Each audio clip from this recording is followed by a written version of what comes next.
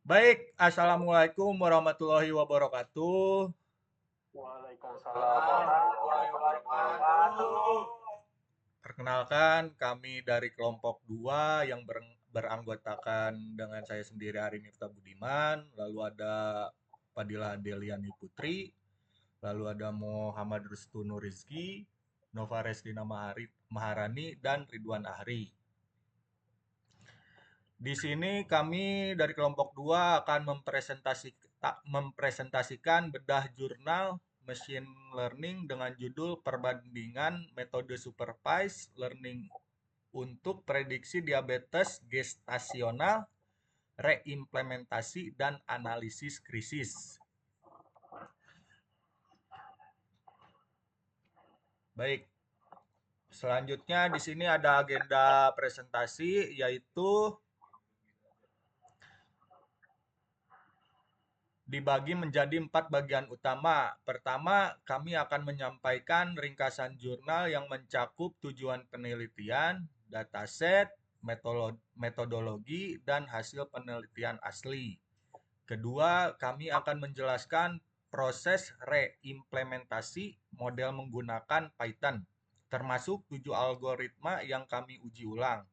Ketiga, kami akan membandingkan hasil reimplementasi kami dengan hasil jurnal asli melalui tabel komparatif dan visualisasi. Dan terakhir, kami akan menganalisis perbedaan hasil faktor penyebab serta menyampaikan kesimpulan kami. Lalu selanjutnya ada identitas jurnal. Jurnal yang kami bedah berjudul Perbandingan Metode Supervised Learning untuk Prediksi Diabetes Gestasional yang ditulis oleh Andrew C. Handoko dan Henry dari Universitas Kristen Satya Wacana di Salatiga. Jurnal ini dipublikasikan di GP, Jurnal Ilmiah Penelitian dan Pembelajaran Informatika, volume 8 nomor 4 pada Desember 2023. Jurnal ini dapat diakses melalui DOI yang tertera di slide. Lalu selanjutnya, mengapa diabetes gestasional penting? Sebelum masuk ke pembahasan teknis, penting bagi kita memahami mengapa diabetes gestasional ini menjadi masalah serius. Secara global, 80% penderita diabetes gestasional berada di negara berpenghasilan rendah menengah. Di Indonesia sendiri, prevalensinya mencapai 1,9 hingga 3,6%, di Eropa 5,4%, Afrika 14%, dan di Asia bervariasi antara 1 hingga 20%. Risiko untuk ibu sangat serius, termasuk hipertensi, preeklamasia, persalinan prematur, dan yang paling mengkhawatirkan adalah 50 hingga 70% ibu hamil dengan diabetes gestasional berisiko mengalami diabetes tipe 2 dalam 5 hingga 10 tahun ke depan. Untuk bayi, risikonya termasuk berat. Lahir lebih dari 4 kg atau makrosomia, sindrom gangguan pernafasan, hipoglikemia, dan risiko diabetes tipe 2 di masa depan. Oleh karena itu, deteksi dini menggunakan machine learning menjadi solusi yang sangat potensial.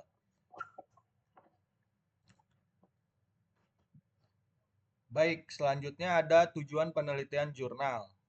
Tujuan utama dari penelitian ini adalah menganalisis dan membandingkan 7 algoritma supervised learning untuk menemukan algoritma terbaik dalam memprediksi diabetes gestasional. Penelitian ini menjawab 3 pertanyaan utama. Pertama, algoritma mana yang paling akurat? Kedua, metrik apa yang paling penting? Dan ketiga, bagaimana performa masing-masing algoritma? Expected outcome dari penelitian ini adalah rekomendasi algoritma terbaik yang dapat dikembangkan sebagai sistem deteksi dini. Impact yang diharapkan adalah memfasilitasi screening awal untuk mengurangi risiko komplikasi pada ibu dan bayi. Ini sangat penting karena deteksi ini dini dapat menyelamatkan nyawa. Baik, selanjutnya adalah dataset PIMA Indian Diabetes. Dataset yang digunakan dalam penelitian ini adalah PIMA Indian Diabetes dataset dari Kegel yang berasal dari National Institute of Diabetes and Digestive and Kidney Disease. Dataset ini berisi dari 768 wanita berusia minimal 21 tahun dengan keturunan PIMA Indian. Dataset memiliki 9 atribut terdiri dari 8 variabel input dan 1 variabel output. Variabel input meliputi jumlah kehamilan, konsentrasi plasma glukosa dalam miligram per desiliter, tekanan darah diastolik dalam mmHg, ketebalan kulit trisep dalam milimeter, serum insulin, body mass index atau BMI, diabetes pedigree function yang mempresentasikan riwayat keturunan, dan umur dalam tahun. Variabel output adalah outcome dengan nilai 0 untuk tidak diabetes dan 1 untuk diabetes.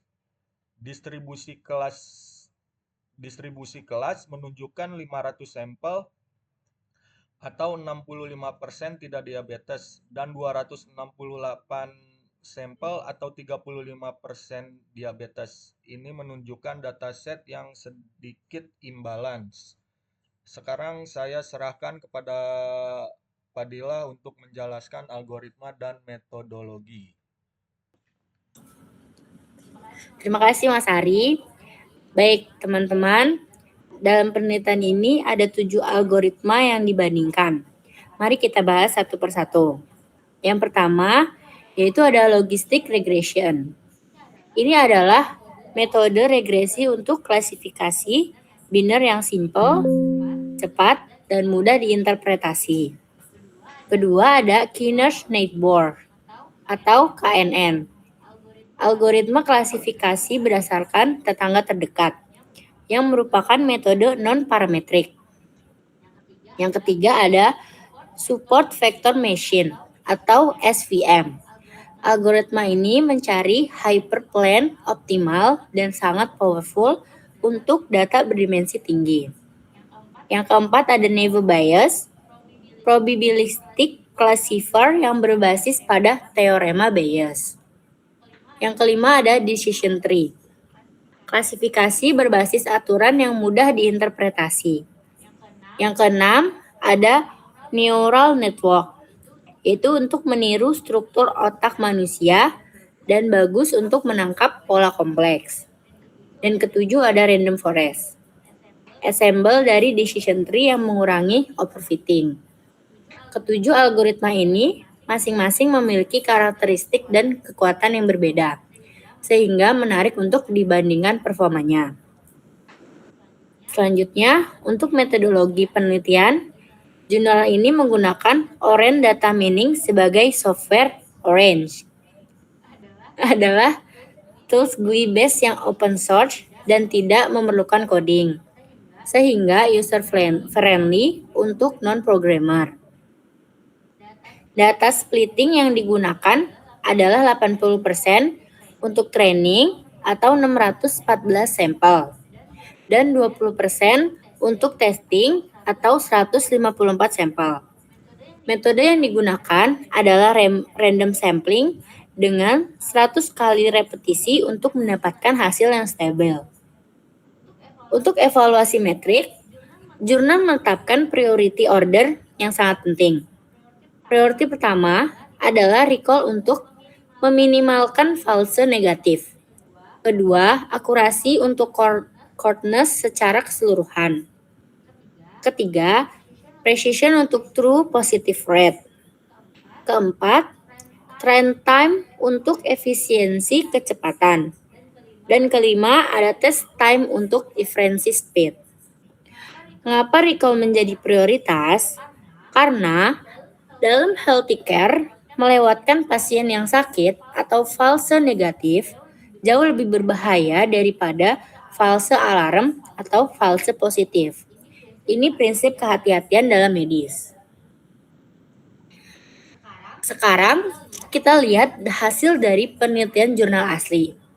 Berdasarkan ranking akurasi dan recall, algoritma terbaik adalah logistic regression dengan akurasi 77,25%, precision 0,767, dan recall 0,773. Ini yang tertinggi. Posisi kedua adalah neural network dengan akurasi 77,07% dan recall 0,765. Ketiga, Navy Bayes dengan 74,74% akurasi. Keempat, Random Forest dengan 74,49%. Kelima ada Decision Tree dengan 70,43%.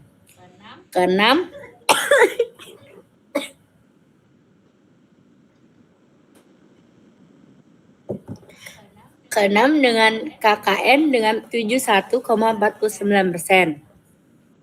Dan posisi terakhir adalah SVM dengan akurasi hanya 67,86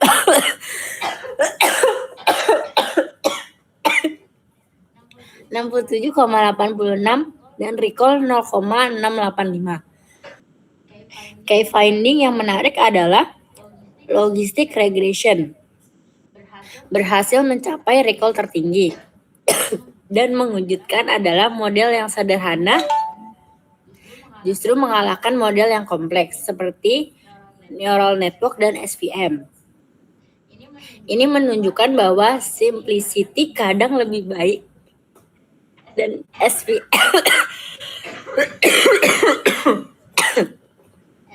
SVM yang kompleks justru performa paling buruk pada dataset ini.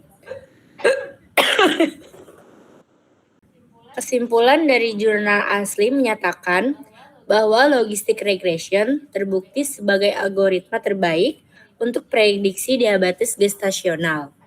Ada beberapa key insight yang menarik. Pertama, simplicity wins.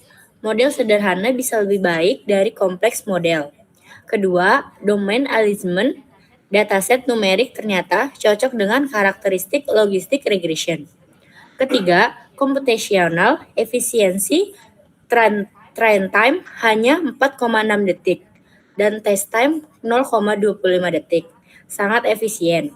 Keempat, interpretability koefisien logistic regression dapat dijelaskan kepada praktisi medis. Ini penting untuk kepercayaan klinis.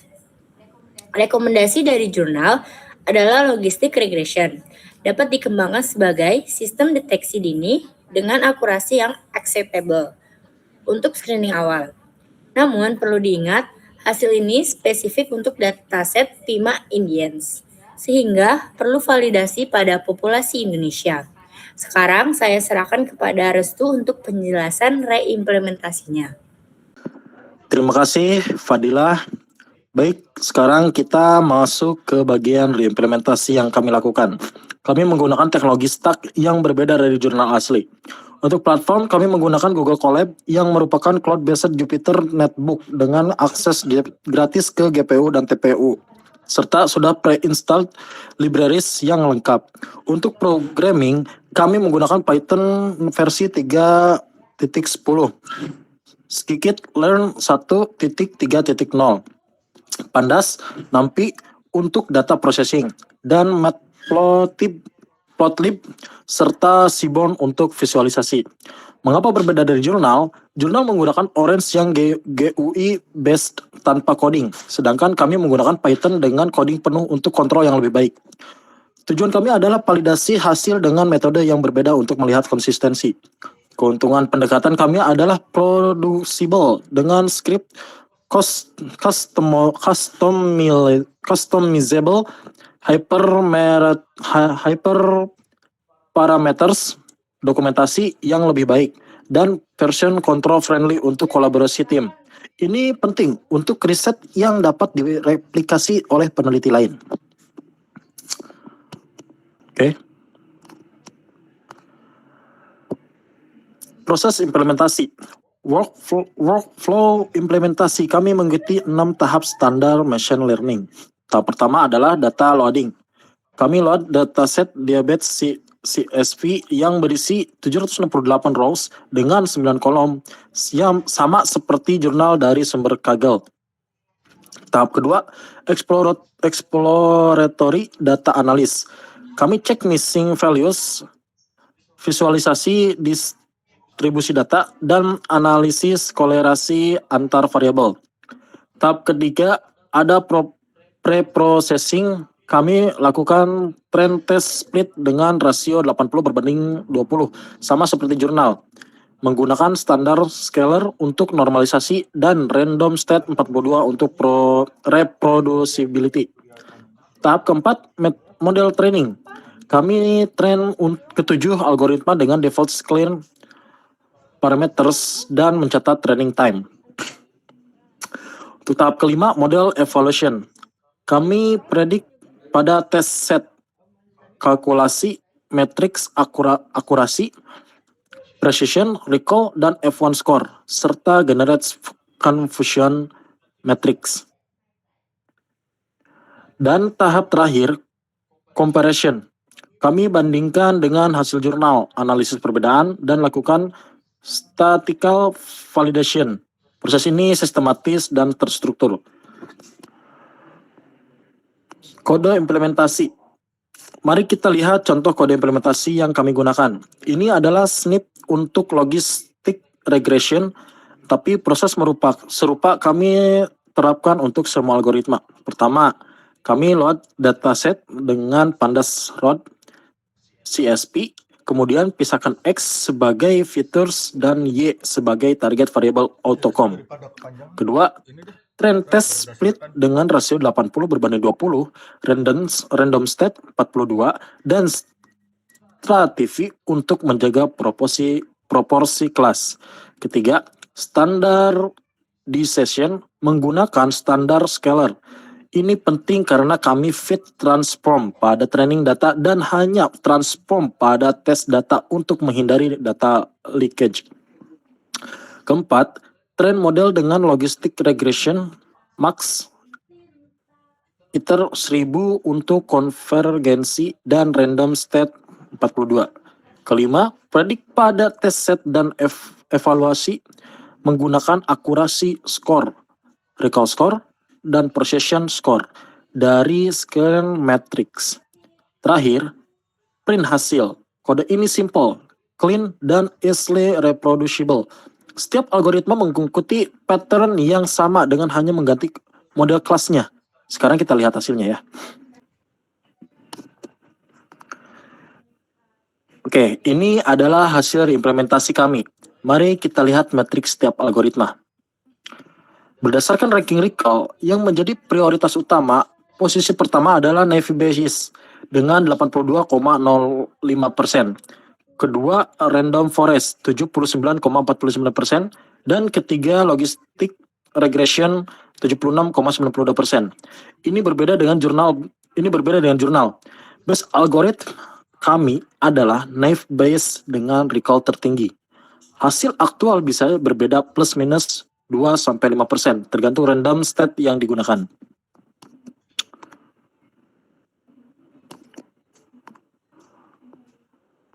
Confusion metric memberikan visualisasi detail tentang performa klasifikasi.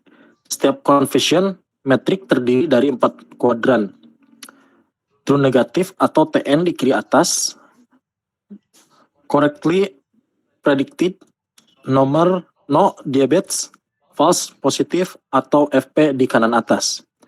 Predicted diabetes tapi actually no, ini false alarm. False negatif atau FN di kiri bawah, predicted no diabetes tapi actually yes, Ini sangat berbahaya. Dan true positif atau TP di kanan bawah. Correctly predicted diabetes. Goal utama kita adalah minimize false negative karena ini artinya pasien yang sebenarnya sakit tidak terdeteksi dan bisa berakibat fatal. Itulah mengapa recall menjadi metrik prioritas karena recall sama dengan TP dibagi TP plus FN. Semakin rendah false negatif, semakin tinggi recall. Dari conversion matrix top 3 algoritma, kita bisa lihat mana yang paling baik meminimalkan false negatif. Naive Bayes menunjukkan false negatif paling rendah yang konsisten dengan recall tertinggi.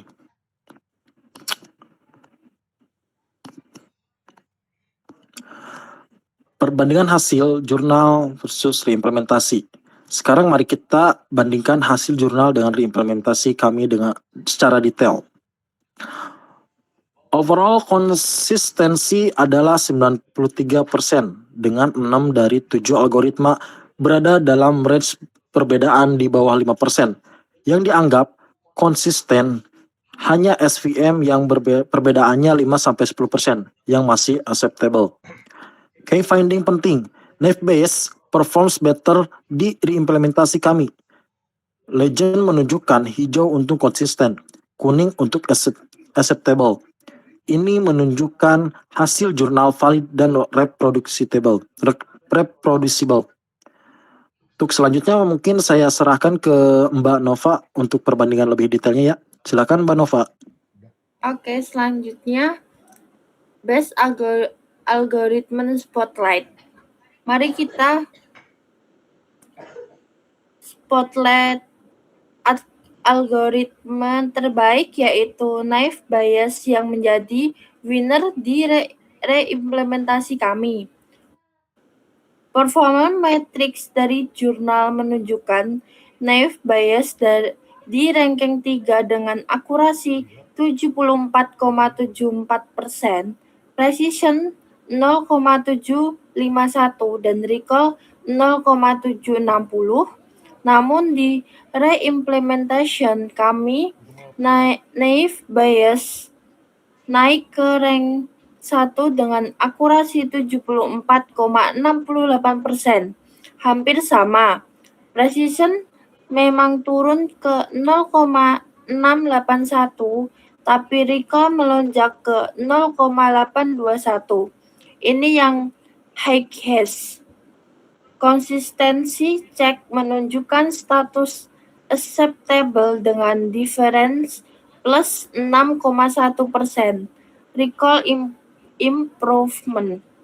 Ini adalah variasi normal dalam behavior algoritma.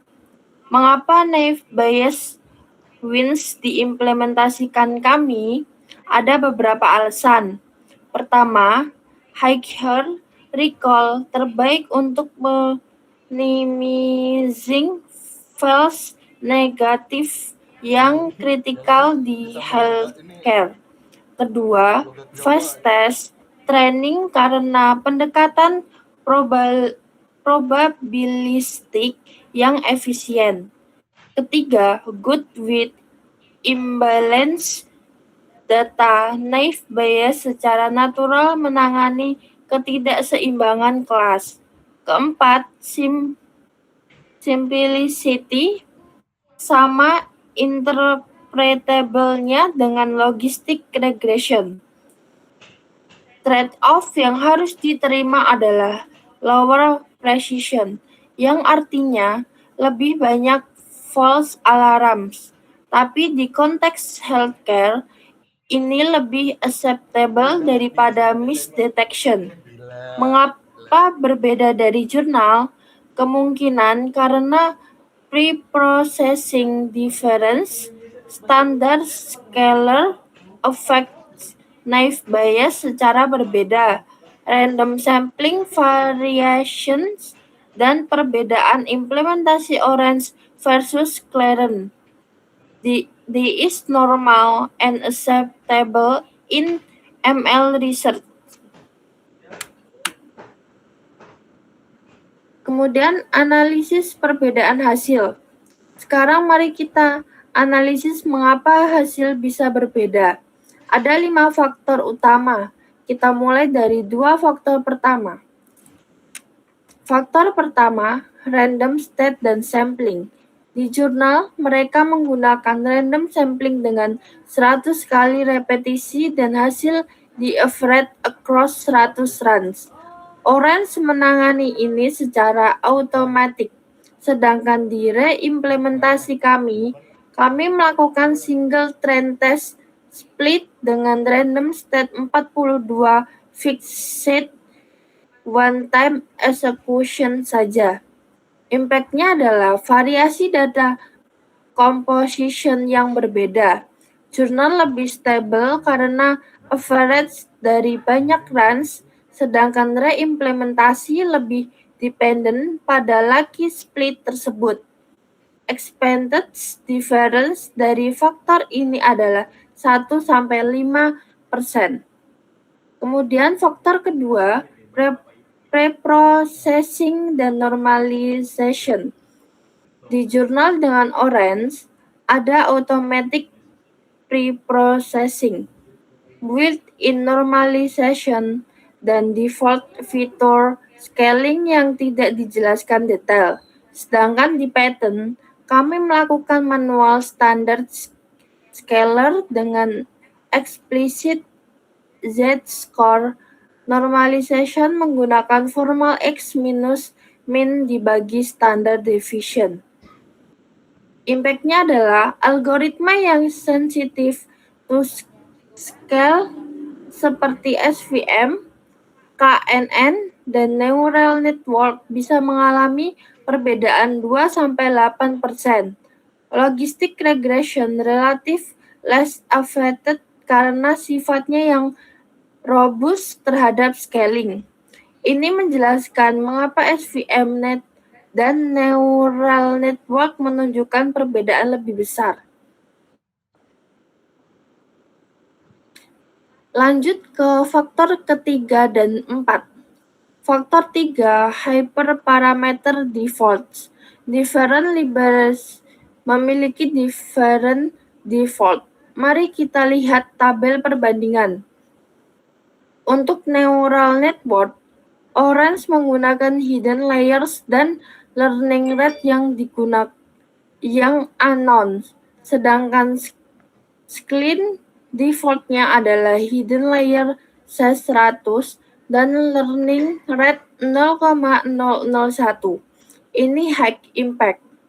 Random forest estimators unknown di Orange versus 100 di Sclaren. Medium impact. SVM, kernel, dan C-value juga berbeda high impact. Resultnya adalah different default menghasilkan different convergence behavior. Expected different 2-10% tergantung algoritma. Most affected adalah neural network dan SVM yang menjelaskan mengapa kedua algoritma ini menunjukkan perbedaan lebih besar. Kemudian faktor 4, algoritma stochastic nature. Beberapa algoritma memiliki inherent randomness seperti random forest dengan bootstrap sampling, neural network dengan weights initialization, dan division tree dengan split selection. Even dengan same random state, library implementation tetap berbeda karena floating point precision, optimization, convergence, kriteria yang berbeda. Resultnya adalah slight variations expected sekitar plus minus 2-3% yang normal dan acceptable. Ini bukan error, tapi nature dari algoritma tersebut. Selanjutnya, faktor terakhir adalah faktor 5, software implementation details.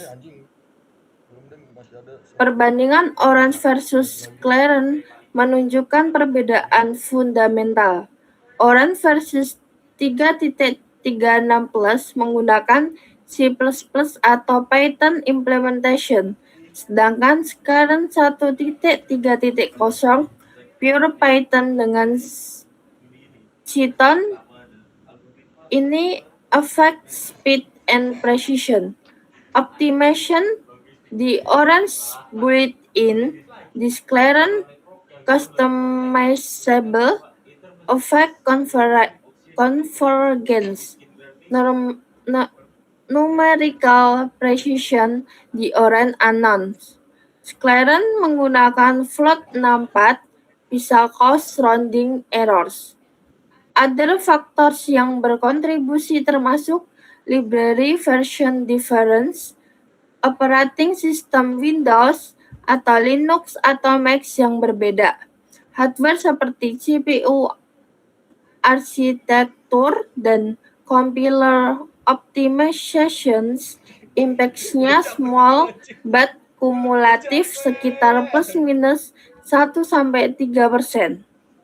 Summary dari total expected difference, random sampling contribute 1-5%, pre-processing 2-5%, 2-8%, hyperparameters 2-10%, stochastic network 2-3%, dan implementation 1-3%. Total expected difference adalah 3-15%. Interpretasi kurang dari 5% difference adalah excellence konsistensi. Hijau 5-10% difference adalah good konsistensi. Kuning 10-5% difference adalah acceptable. Orange lebih dari 15 different perlu di-investigation. Merah, hasil kami 93% berada di range excellence to good, yang sangat memuaskan. Kemudian, apakah hasil jurnal valid? Pertanyaan penting, apakah hasil jurnal valid? Mari kita lakukan reproducibility check. Kriteria pertama, database available, yes dengan check mark hijau. Data tersedia publik di Kaggle. Kriteria kedua, metodologi clear, yes. Well documented steps yang jelas. Kriteria ketiga, result reproducible. 93% konsistensi kami achieve. Check mark hijau. Kriteria keempat, base algorithm match berbeda. Jurnal logistic regression. Kami naive bias, tapi ini acceptable variation. Check mark kuning. Ketika kriteria kelima, matrix patterns match. Ranking pattern similar meskipun ada shift, check mark kuning. Overall validation score adalah 4 dari 5 bintang. Very good. Conclusion. Jurnal hasil valid. Reasons. Database publicly available. Methodology reproducible. Result within acceptable range. All discrepancy dapat dijelaskan. Discrepancy is explained by different software tools, Orange versus Python, single speed versus average result, hyperparameter variations, dan normal statistical variation. Confidence level high. Jurnal ini trustworthy high dan layak dijadikan referensi. Sekarang saya serahkan ke Ridwan untuk analisis final dan kesimpulan. Oke, baik. Terima kasih, Nova. Sekarang kita masuk ke key insight dan pembelajaran utama dari studi ini. Insight pertama, performa algoritma. sederhana lebih baik daripada kompleks. Logistic regression berhasil mengungguli neural network yang jauh lebih kompleks. Hal ini membuktikan bahwa kombinasi antara interpretabilitas dan performa merupakan keunggulan tersendiri. Prinsip Occam-Razor berlaku dalam machine learning, yaitu solusi yang lebih sederhana seringkali lebih efektif dan efisien. Untuk insight yang kedua, pemilihan metrik sangat menentukan. Metrik yang spesifik terhadap domain sangatlah penting. Dalam bidang kesehatan, recall lebih krusial dibandingkan akurasi karena biaya dari false negatif sangat tinggi. Konteks penggunaan menentukan prioritas matriks. Tidak ada satu matriks yang cocok untuk semua kasus. Untuk insight yang ketiga, tantangan reproduksibilitas. Peralatan dan perangkat lunak yang digunakan sangat berpengaruh. Dataset yang sama tidak selalu menghasilkan output yang sama.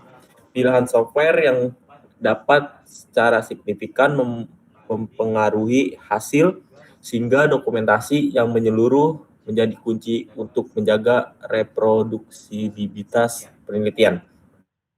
Untuk insight yang keempat, karakteristik dataset. Kesesuaian antara data dan algoritma sangat penting. Data numerik cenderung lebih cocok menggunakan logistic regression. Dataset yang tidak seimbang memerlukan penanganan khusus. Selain itu, masih terdapat potensi besar untuk peningkatan performa melalui feature engineering. Untuk insight yang kelima, pertimbangan praktis dalam penerapan di dunia nyata. Kecepatan inferensi sangat penting dalam lingkungan produksi. Interpretabilitas model menjadi krusial untuk membangun kepercayaan dokter. Selain itu, menimbulkan false negatif merupakan prioritas mutlak dalam domain medis. Faktor-faktor ini adalah kendala nyata yang harus dipertimbangkan, tidak hanya berfokus pada angka akurasi semata. Next, Mas. Mari kita lakukan analisis kritis terhadap jurnal ini dengan meninjau kekuatan dan kelemahan. Untuk kekuatan yang pertama, perbandingan yang komprehensif. Sebanyak 7 algoritma diuji secara menyeluruh dengan evaluasi berbagai metrik kinerja yang dianalisis secara detail. Untuk yang kedua, pemilihan metrik yang tepat. Penggunaan recall sebagai metrik utama merupakan keputusan yang sangat tepat dan relevan dengan konteks layanan kesehatan, mengingat resiko false negatif yang tinggi. Untuk yang ketiga, relevansi dengan dunia nyata. Diabetes gestasional merupakan permasalahan kesehatan yang serius dan penelitian ini memiliki aplikasi praktis yang jelas dalam dunia medis. Untuk yang keempat, metodologi yang reproducible. Penelitian ini menyediakan dokumentasi yang jelas, menggunakan dataset publik, serta menyertakan alur kerja yang memungkinkan penelitian untuk direplikasi. Next, Mas. Untuk yang kedua yaitu kelemahan atau weakness. Pertama, tidak dilakukan hyperparameter tuning. Seluruh algoritma dijalankan menggunakan parameter bawaan, padahal terdapat potensi peningkatan performa melalui teknik seperti grid search atau random search. Kedua, fitur engineering yang terbatas. Tidak ada pembuatan fitur baru. Data yang hilang tidak ditangani secara khusus, serta permasalahan nilai 0 yang bersifat problematis juga tidak diatasi. Untuk yang ketiga, tidak dijelaskan penggunaan cross-validation secara eksplisit. Penelitian hanya menyebutkan pembagian data train test split, padahal penggunaan key fault course validation akan menghasilkan evaluasi model yang lebih robust dan variabel. Keempat, ketidakseimbangan data tidak ditangani. Rasio kelas sebesar 65:35, tidak dilakukan penyimbangan metode seperti smooth atau penggunaan class weight tidak diterapkan, sehingga berpotensi menimbulkan bias terhadap kelas mayoritas. Nah, kelemahan-kelemahan tersebut tidak serta-merta membuat jurnal ini tidak valid, melainkan menunjukkan adanya peluang pengembangan dan penyempurnaan pada penelitian selanjutnya. Berdasarkan analisis yang telah dilakukan, berikut merupakan rekomendasi perbaikan untuk penelitian selanjutnya. Kategori pertama, peningkatan metodologi. Praktik ini yang masih menggunakan parameter bawaan sebaiknya ditingkatkan dengan penerapan grid search untuk memperoleh hiperparameter yang optimal. Selain itu, pengguna single trace test split perlu digantikan dengan 10 fold cross validation guna meningkatkan robustness dan kendala hasil evaluasi. Tugas kedua, peningkatan kualitas data. Perlu dilakukan penanganan nilai 0 atau zero values melalui teknik imputasi yang tepat. Selain itu, feature engineering dapat diterapkan untuk membentuk interaksi antar variabel, diikuti dengan deteksi dan penghapusan outlier. Metode feature selection juga penting untuk mengidentifikasi fitur-fitur yang paling berpengaruh terhadap kinerja model. Untuk kategori ketiga, ensemble model.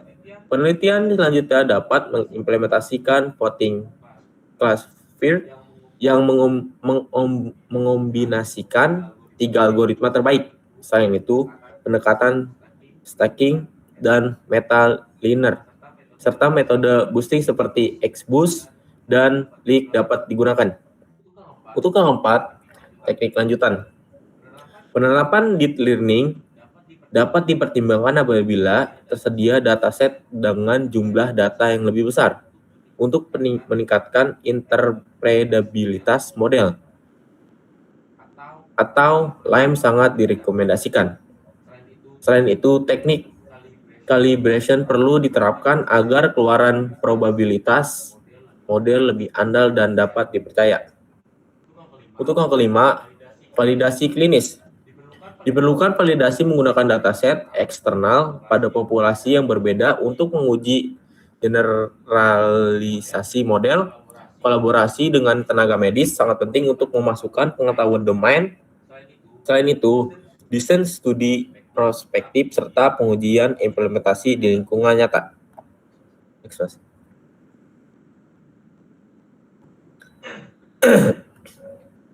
Mari kita lihat bagaimana hasil penelitian ini dapat diaplikasikan secara praktis dalam skenario dunia nyata. Untuk yang pertama, screening awal.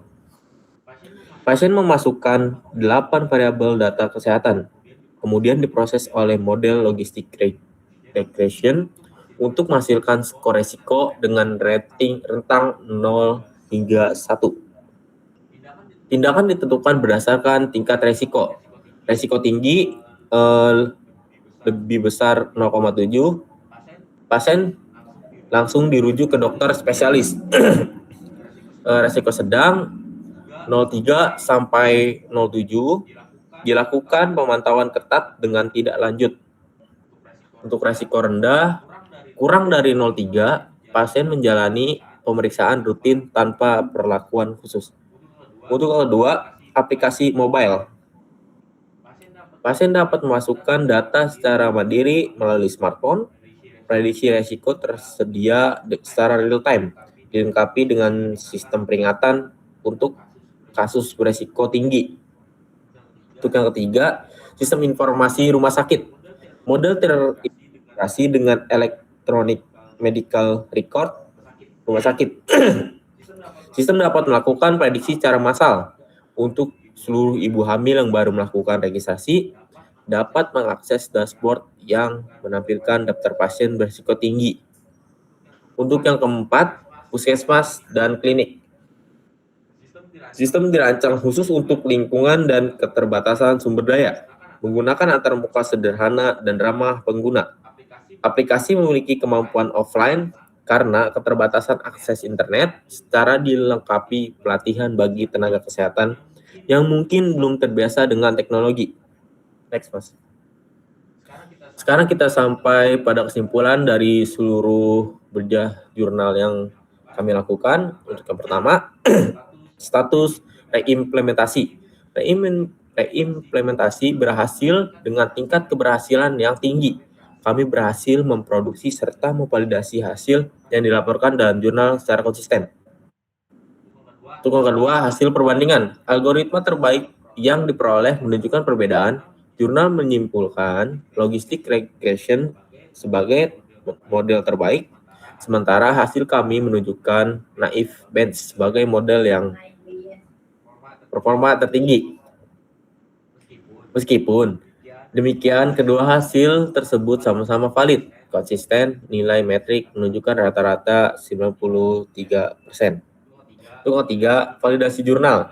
Penilaian terhadap kualitas jurnal adalah metodologi 4 dari 5, hasil penelitian 4 dari 5, 4 reproduksibilitas 4 dari 5 juga, untuk penilaian keseluruhan 3,5 dari 5. Pembelajaran utama, beberapa pembelajaran penting yang diperoleh dari studi ini antara lain, logistic regression sangat efektif untuk karakteristik dataset yang digunakan.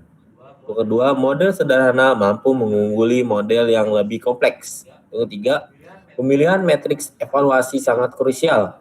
Dengan recall menjadi metrik lebih utama dalam domain kesehatan. Tantangan reproduksibilitas akibat perbedaan perangkat dan tools merupakan hal yang wajar. Untuk rekomendasi, kami merekomendasikan hasil penelitian ini untuk digunakan sebagai baseline pada penelitian selanjutnya.